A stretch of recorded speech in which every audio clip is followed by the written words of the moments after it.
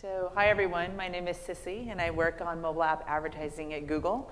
And here I'm talking to you today about building a great diverse game community using our advertising and monetization products. So I was just sharing with this gentleman over here that I'm really excited to be at a gaming event because I've been a gamer my whole life. Literally when I was 5, I got into computers because I saw another boy playing Super Mario Brothers at a department store, and I had to beg my mom for that machine. And after that, essentially got into computer science and became where I am today because largely due to gaming. And so, and in fact, I love gaming so much that I've been still playing games, although at my ripe old age, and I've been teaching my daughter, who's 5, how to play this new MOBA on tablets that you might have heard of called Vainglory. He's telling me to stand on this side. And the reason I'm doing that is because I think that it's important to be game literate. I was a gamer myself, and I thought it'd be hypocritical for me not allow her to play games. And she's not an anomaly. We know that gaming has arrived on the literally on the scene. We see a lot of examples of how gaming has penetrated mainstream media beyond just a console and a single player. We know about PewDiePie, how he has brought gaming to the mainstream on YouTube and really made it a topic of conversation more broadly. We know about Kate Upton being the spokeswoman for Game of War, and who would have thought that a game would have bought out Super Bowl advertising? And so gaming has really come a long way, and we know that the entire world now consists of valuable users who could be valuable gamers for you. So I'm sure you guys have already heard a lot about Pokemon Go at this conference. Everybody's using it as an example. To me, what's great about this is it's literally and figuratively brought gaming to the real world. And if you walk around, I walk around with my daughter playing this game, you see that gaming is now in the palm of your hand. Again, unlike when it was a person with a console and a screen, now gaming is literally permeated everywhere, and it's changing user habits. Who would have thought that a game was what we needed to get people off of their couches and to walk around in their neighborhoods? And when these cultural shifts happen, Google is right in the middle of all of that activity. Here's just an example of how many people have searched for Pokemon in the past couple of weeks. And as you can tell, it's been shooting through the roof. And so when gamers are engaged with content and wanting to find information and looking for games to play, Google is right at the heart of all of that activity. No surprise, Google Play is literally and figuratively at the heart of all of the mobile app activity. When users think about getting games, when they think about finding a new game to play, when they think about downloading Pokemon Go, they're going to Google Play. And we know that search is an incredibly important part of what they're doing. In fact, Tune published a study that 2/3 of all app installs are done through searches. And that's not just searches like Pokemon Go. It's really a lot of searches we see are, fun, casual games to play offline. We see a lot of categorical searches for genre games, racing games, flight simulator games. And these kinds of searches are ones that are relevant to you when you're trying to find game players who might really want to play your game.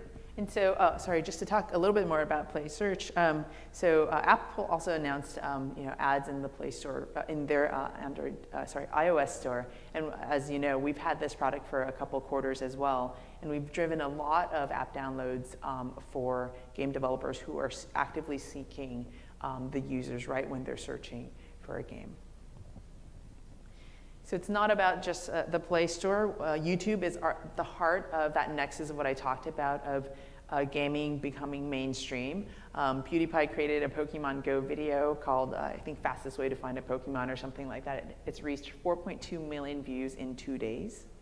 And obviously, it's not just about YouTube celebrities and creators. It's also about casual creation. So we see a lot of people putting Pokemon maps on YouTube and talking about their neighborhood find spot or Pokemon stops. And so again, gamers are really involved with Google. They're touching multiple products with us as they're kind of engaging in their gameplay. So engaging this massive audience, this audience of every single person who has a smartphone or tablet is immense, and it's incredible. And it's really hard for you as marketers to find the right user. You know, depending on the game that you've created, you might not have broad mass appeal. You might be trying to find a niche audience for your particular game. So how do you actually make sense of all of the data? You know, their users are on tablets, they're on phones, they're, you know, searching and watching videos. How do you know how to bring all of that insight together and actually acquire and find the right user across all of those touch points? And that is the challenge that we want to help you with. So we talked to a few growth marketers at a couple of game companies, and I want to roll a video on how they think about their challenge and what they're doing. So let's cue the video.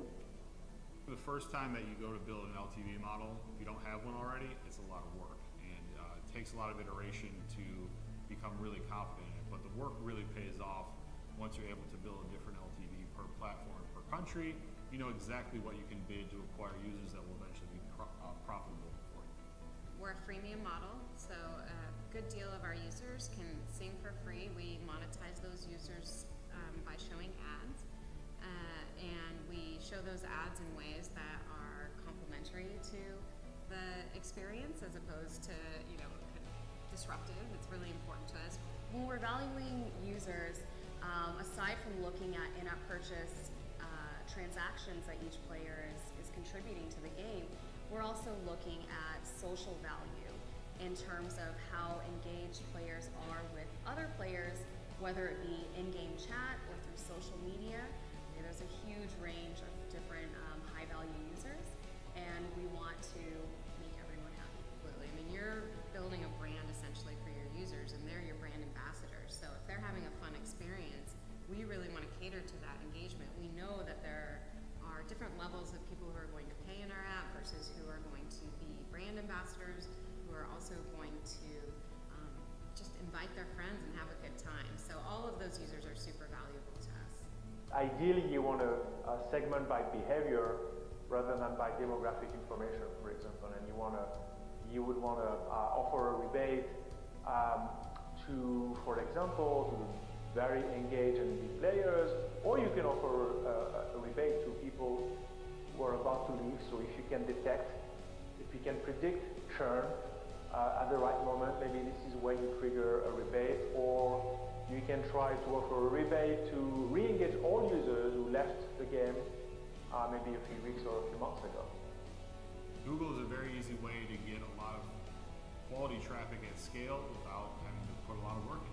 So we use ad mob mediation to sort of understand what ads are disruptive to our users, what ads our users tend to engage with more, and kind of give that ability to customize that experience so that ads feel like a good part of the system for them, and really help both us and them kind of continue with using them. It's going to continue to get more expensive to acquire users. It's only getting more competitive out there, performance marketing channels. I think that it's critical for new large-scale channels to open up and bring quality users to the mix.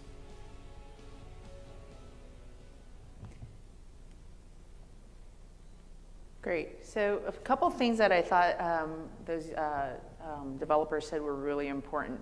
One is that you really need to understand who your audience is and what they're doing in your application, in your game, that indicates high value. So one of the marketers talked about, you know, engaged users, people who will spend in your app, who will talk to their friends about your app, who will play, you know, for long durations of time. And all of those activities have value to your game. It's not just about transacting. It's about creating the ecosystem and community inside of your game that fosters continued gameplay and creates fun for all of the players in your game. So the first step is thinking about value, not just about purchases as value. Of course, that's, you know, what drives your bottom line, but also how do you create that ecosystem and really burgeoning an active game.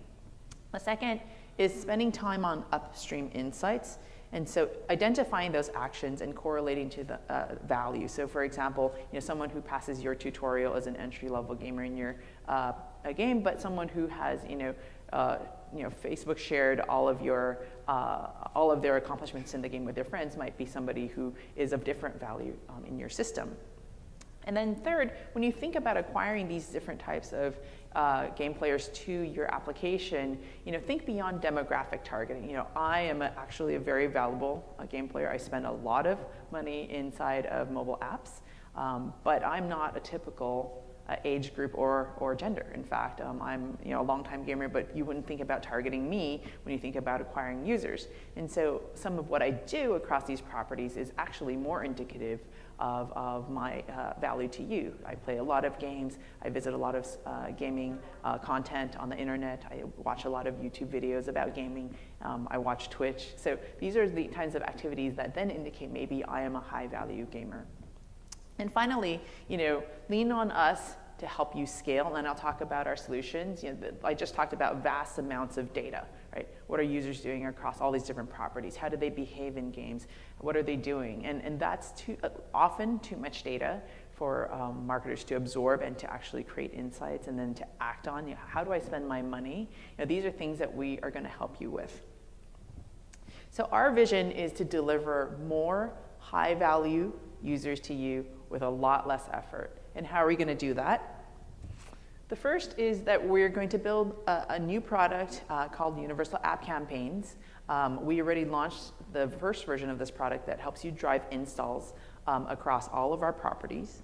But what we want to do to enhance this product is a few things. Number one is we want you to have scale and reach. So we want you to find all of those users that are valuable, and we want to find them at the price that you want across all of the properties that we reach. And I'll talk about our reach in a second.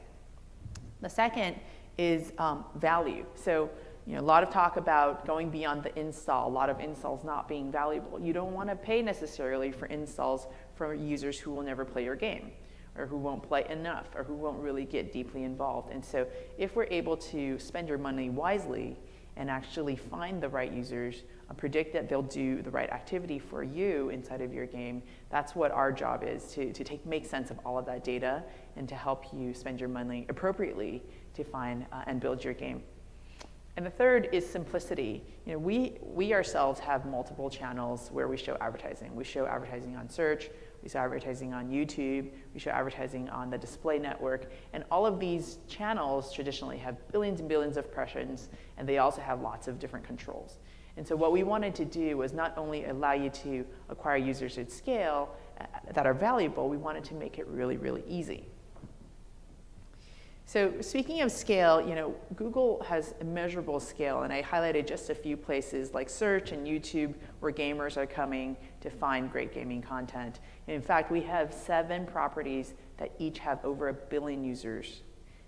And so what we're trying to do is show your advertising and present your games in the right mode for the users in the context that matters. So if they're searching for games on Play, we want to show them the right and appropriate app for their needs. If they're looking at video game content on YouTube, maybe we can present a game that is relevant or might be interesting to that user. So we have incredible reach, which also makes it hard for you to reach those users unless we make the tools really simple.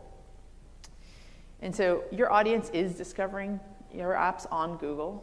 These are some stats that we've shared recently. We more than doubled the number of app downloads through our advertising systems in the past year on Android. And we've recently crossed the 2 billion app download threshold for apps that are downloaded through our advertising system. So we definitely have the reach, we definitely have the scale, we can deliver performance for you. And so, going beyond just the reach, how do you get the value?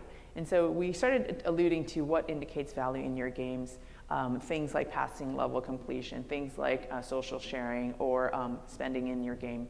And so all of these actions are different values, and they also signal different interests in your game. I had a very big top developer, who I won't name, who said that the speed in which a user completes a tutorial and gets to the next checkpoint in the game indicates how likely they are to spend money and how big of a whale they're going to be in the game. And so these insights are ones that we want to program into our advertising system so that we can then acquire those users that we predict to be higher value for you. And so actions, we know about what users are doing in terms of apps that they're installing, obviously on Android. We know what YouTube videos they're watching. This is just a sample of what we know about game players. The second is intention. So in the moment, are they searching? Are they searching for keywords that might be indicative of wanting to play your game? And finally, context, things like obviously location, device, time of day, other things like that. There are actually hundreds of signals that we put into our algorithms to try to predict what will work. This is just a very small sampling. But what we do is we then take these hundreds of signals in along with your specification of what is valuable to you in your game. So like I said, all of those in-app activities that might be indicative of value. And then we use our machine learning algorithms to try to predict which users will be valuable for you, and then also to automate the advertising system to hit your goals. So what I mean by that is we have our product, Universal App Campaigns, literally automates the process of advertising. So we automate the creation of ads, the actual formats. We automate the bids, so on a per impression basis, if the user's searching on Play, if they're on the AdMob network, we actually decide what's the best price for you to pay for a click for that user. And we do that by taking your inputs on what's valuable to you, and we automate the bidding while while spending your budget wisely. So given $1,000, for example, if you say, I want to get users to pass my tutorial, I'm willing to pay $2 per user who's going to pass the tutorial, we go and try to make that happen, right? We automate all of the performance of the advertising, and we then go try to deliver that value to you based on what you specified. And finally, targeting. Instead of having to say, I want females 18 to 24 who are on this property and doing this activity, we say, look, like, we're going to do the targeting for you. We're automatically generating the keywords. We're automatically generating the insights around what audience demographics are valuable and might be performant for you, and we'll go then place those ads appropriately across all of those properties that I talked about. So again, which finds users across platforms. This is just a mock of where we'll show our ads. Examples are Google Search, on YouTube, and even in our AdMob network, which has literally about 1 million apps now, where you can reach and find users in different modalities of use. This is just a slide in, again, just an example of what I mean by identifying actions that are available to you. I won't belabor the point, but these are all really great examples of how you should think about what are the KPIs in your app that indicate value. And then once you've indicated them to our systems, we can then automate the discovery and acquisition. Literally, we get users to do this action because we predict which ones are most likely to do this, and then we acquire them using ads. And so you might say, well, how do I actually do that? We've also made a free tool for you to collect that information from your application. And this free tool is called Firebase Analytics. We announced it at I/O recently. So it's free, it's unlimited. That means you can send it as many hits as you want. And it's built for the grounds up for mobile apps. Here's a sampling of the events that this product will help you auto-create. You can obviously create more events. And so once you put this lightweight SDK in your application, you're automatically given reports, you're given insights into what users are doing in your application, and also whether they're passing and hitting these different events. And furthermore, you can then connect your Firebase Analytics product to our AdWords product. So you drive the insights in analytics, you collect the information, and then you pipe it over to AdWords to automate the discovery and acquisition of more users who are likely to do these actions. So in 4 steps, connect and track value using an analytics provider. You can use Firebase Analytics, it's free. A lot of you are using your own analytics systems. That works fine as well. We work with many, many third-party trackers like Tune, Kachava, AppsFire, et cetera, to make sure that if you are using those third-party products for analytics, those events can be piped easily into our AdWords system. The second is then you then define those actions, so passing a level, finishing the tutorial, as conversions inside AdWords. And then you decide what you want to bid for users who will do those actions. You build a universal app campaign to do exactly that. So my example again, $2 for someone who will pass my the 5th level in my game, for example. And then we then go bring those hundreds of different factors into our machine learning algorithms, and then we automate the advertising for you. An example of a game that's already found success with our systems is Peak Games. They've been using our automatic algorithms to find high-value users. And here's just some of the numbers: 10x higher conversion rate compared to regular campaigns, as well as a 66%, I think it's a little bit messed up there, 66% lower cost per conversion for a high value gamer. That is someone who actually spent money in their game. And their insight was that when a user passed level 5 in this game called Toy Blast, that was what indicated that the gamer might actually go on to transact and buy in the game. And so they specified the event was level 5 completion, and then they bid to that event using our systems. So this is how you can then, instead of just blasting your ads over the internet or crudely targeting using demographics or other very crude controls, you can actually refine and have our systems learn what users will actually be valuable for you. And so I think, no need to reiterate, this is the same slide again, but these are the 4 steps. And if you have any questions, contact your friendly Google people, and we're happy to walk you through our vision and what we're trying to do here. And that's the end of my talk. I'm happy to take questions outside, but here are a few more workshops that Google is holding. Also, my colleague Alex Valley is going to be going deeper into the product that I have been talking about today called Universal App Campaigns. Just to reiterate, version 1 has been launched and version 2 is in testing right now. And so it is coming very soon. Thank you very much. Might be a technical question, but with this system, sounds like it's a phenomenal system. Are you able to also track not only retention, but referral rates, within apps, and like how many people are not only talking about your app, but have installed it and have talked to other people and told other people about the app? Yeah, I think that's a little, the way I would instrument that is like if you had something in your game, like, post about your accomplishments on Facebook or share with friends or something like that, you could actually specify that action as sort of a conversion. Or you can say, like, I want to drive users who will share with their friends socially, for example. The part that I can't help you track is like if literally I talk to someone down the street, like, hey, did you try, that's really hard. But if there's a token, like a link or something that you can use to say, like, hey, here's the activity that means this person is a social sharer or a word of mouth, creates viral activity for your game. I would make that an in-app event, and then you could say, hey, Google, please go acquire users who are doing this kind of activity.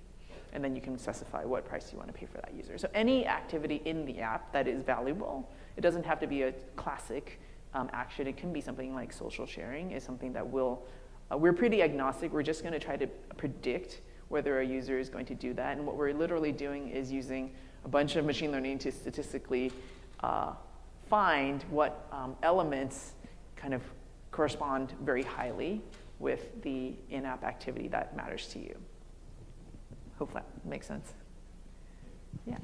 When you're doing the machine learning stuff, how long does it take generally to optimize campaign? So we are working really hard on making that as short as possible. So we have, my engineers tell me the more events there are, the faster it converges. So the stereotypical problem is when you're trying to predict something that's very rare, it's harder for the machine to actually converge on what really happens and what's causing it. We're trying to shrink it down to, we've given ourselves very strict criteria. But again, it kind of depends on the frequency of the event. So the most shallow event in the game, for example, is, I don't know, open the app. The next shallow event might be pass the tutorial, for example. Those will probably converge faster because more users are gonna do that activity. The harder ones might be I don't know, spent $50 in the game or something in one go. Those things are harder to predict because, as you know, fewer users do it. But those are things that we are actively working on. And so, we're trying to converge that down to as short as possible. Okay, great. Okay, Well, with thank that, you. we'll break Thank you for very lunch. much. Thanks.